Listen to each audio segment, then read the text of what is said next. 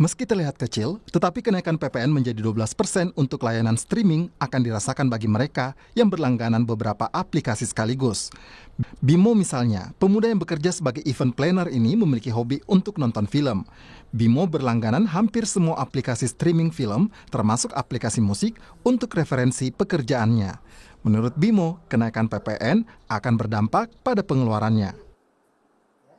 Mungkin kenaikannya kalau dilihat dari satu platform tuh tidak begitu signifikan gitu. Tapi ketika punya banyak platform itu cukup terasa gitu. Apalagi kalau kita hitung, kita kalkulasiin dalam waktu 1 tahun gitu. Biasanya kita langganan dalam 1 tahun kan gitu.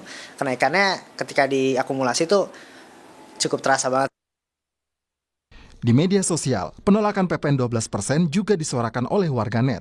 Kami kutip dari laman change.org, petisi meminta pemerintah membatalkan kenaikan PPN 12% telah mencapai 121.000 tanda tangan pada pukul 4.30 sore tadi. Jumlah warga yang menolak kenaikan PPN 12% naik signifikan dari sehari sebelumnya yang baru ditandatangani 42.000 lebih. Tidak hanya penolakan di media sosial, warga juga berunjuk rasa di seberang Istana Merdeka menyampaikan petisi menolak kenaikan PPN 12%. Inisiator petisi meminta pemerintah membatalkan kenaikan PPN 12%. Beberapa dari mereka diminta untuk masuk ke Sekretariat Negara menyampaikan tuntutannya didampingi petugas keamanan. Koordinator aksi menyebut bahwa ada upaya untuk meredam kenaikan PPN 12% dan dibuat tidak begitu hebat seolah biasa saja. Dari barang warga ngelihat bahwa memang ada upaya-upaya buat mereduksi kenaikan PPN ini tidak sebegitu hebatnya, dibuat seolah-olah biasa-biasa aja, dibenturkan dengan narasi hanya untuk barang mewah, padahal kita tahu ada yang namanya pajak barang mewah, ya kan? Kenapa PPN yang dinaikin? Itu juga sangat aneh gitu. Itu kita nggak dapat jawaban itu apa gitu sih. Iya, harus dibatalkan karena dampaknya sangat luas gitu ya. Saya nggak perlu mention satu lagi, udah banyak ahli yang ngomong juga, dan ya harusnya didengarkan ya, harapannya ya itu doang sih. Ketua Umum PP Muhammadiyah Haidar Nasir juga meminta pemerintah mengkaji ulang kenaikan PPN menjadi 12%.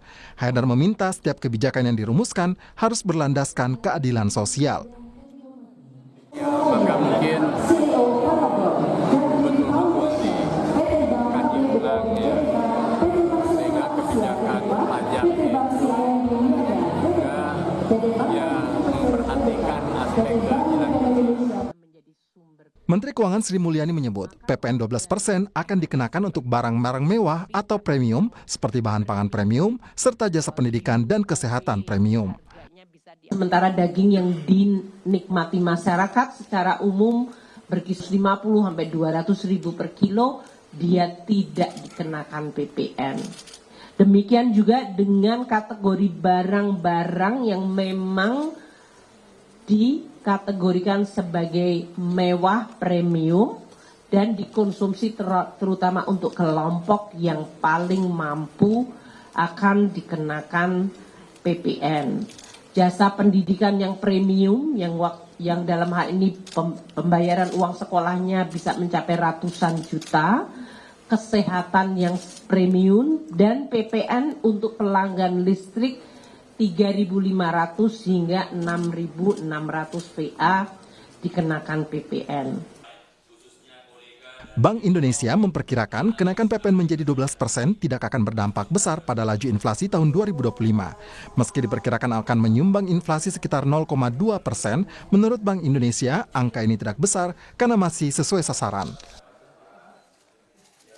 Berdasarkan historisnya sekitar 50%-an yang dipass-through.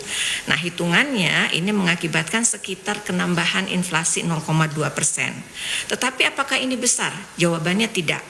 Karena hasil perhitungan kami dari proyeksinya dia sekitar sedikit di atas dari 2,5 plus minus 1% dari target inflasi kita di 2025. Kenapa itu bisa terjadi? Karena jangan lupa juga ada faktor-faktor lain yang mempengaruhi kan. Nah, bagaimana dampaknya kalau kepada PDB?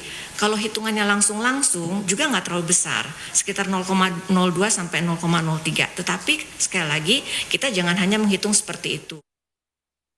Saat ini pemerintah tengah menyusun kriteria barang-barang yang akan dikenakan kenaikan PPN 12%. Tim Liputan, Kompas TV.